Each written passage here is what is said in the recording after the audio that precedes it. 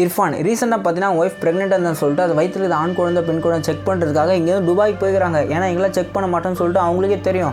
அது ஃபஸ்ட்டு பார்க்குறதே பெரிய தப்புன்றது அவங்களுக்கே தெரியும். அப்புறம் எதுக்கு இது மாதிரிலாம் பண்ணுறாங்கன்னு ஒன்றும் புரியல. ஏன்னா செலிபிரிட்டி இல்லை, வயிற்றுல இது ஆண் குழந்தைன்னா பெண் குழந்தை என்னையா பெற்றெடுத்து உங்கள் கடமை தானே. அது எதுக்கு இந்த மாதிரிலாம் பண்ணி வீடியோவை எடுத்து போடுறீங்க? சரி போய் பார்த்தீங்களா, உங்களுக்குள்ளே வச்சுக்க வேண்டியதானே. எதுக்கு தேவையில்லாமல் எதுக்கு வீடியோவில் எடுத்து போட்டிங்க? அதில் எவ்வளோ பேர் தப்பு. அதனால கவர்மெண்ட் என்ன பண்ணாங்க, ரைடு விட்டாங்க. உங்களுக்கு 7 வருஷம் ஜெயிலு புச்சாம்பர் பெயில் அப்படின்ற மாதிரி சொல்லிட்டு ஒரு வீடியோ ஒன்று கிளப்பி விட்டாங்க. தலைவன் என்ன பண்ணால் வீடியோ டெலிட் பண்ணிட்டு அந்த கேஸ் என்னாச்சு ஏதாச்சும் நமக்கு ஒன்றுமே தெரில.